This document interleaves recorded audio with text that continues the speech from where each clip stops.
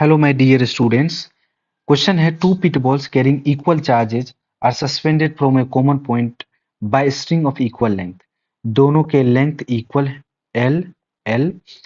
The equilibrium separation between them is R. Separation R. Now the strings are rigidly clamped at the half the height. अब इसको half height पर claim कर दिया y/2 height पर, तो बोल रहा है कि नया सेपरेशन कितना होगा, r डैश हमें निकालना है। तो इस क्वेश्चन में आप देखोगे दोनों पर सेम चार्जेस हैं क्यू क्यू, तो इलेक्ट्रोस्टैटिक फोर्स लगेगा K Q square upon R square, इधर भी लगेगा K Q square upon R square. ठीक है, इसके वेट है एम जी। इसका वैल्यू हो जाएगा r/2, हाफ वैल्यू आ जाएगा r/2, और इस एंगल को हम मान लेते हैं थीटा, तो ये भी एंगल थीटा होगा। स्ट्रिंग में टेंशन टी मान लेते हैं, टी का एक वर्टिकल कंपोनेंट होगा, this is also angle theta, तो T cos theta, and horizontal component आएगा टी साइन थीटा। तो इक्विलिब्रियम कंडीशन में, इन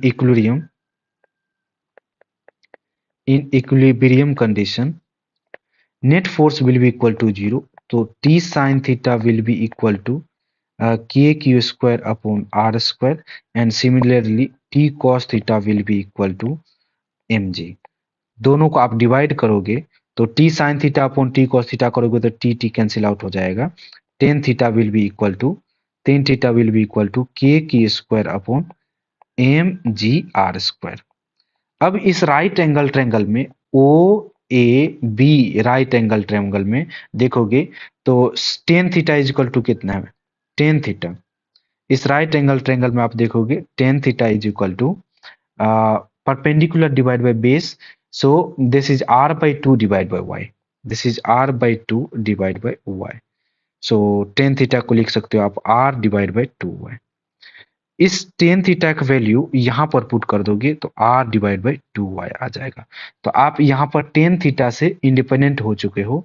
सो आर और वाई में आपके पास रिलेशन आ गया। देखो आप आर और वाई में क्या रिलेशन है, क्रॉस मल्टीप्लाई कर देते हैं।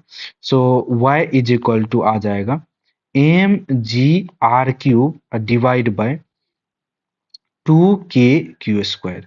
So Y is directly proportional to R Q, Y is directly proportional to R Q, या आप कह सकते हो R is directly proportional to Y की पावर 1/3, y की पावर 1/3।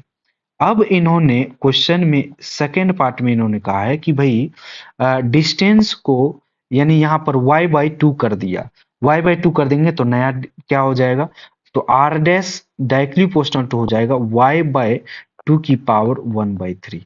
दोनों को डिवाइड करोगे, नंबर 1 इक्वेशन और नंबर 2 इक्वेशन दोनों को डिवाइड करोगे तो प्रोपोर्शनलिटी साइन उड़ जाएगा, 1/2 आ जाएगा, r divide by r dash is equal to y की पावर 1/3 डिवाइड बाय y/2 की पावर 1/3। ठीक है, तो y कैंसिल आउट हो जाएगा, तो ऊपर जाके 2 की पावर 1/3 आ जाएगा। So r dash will be equal to r upon 2 की पावर 1/3।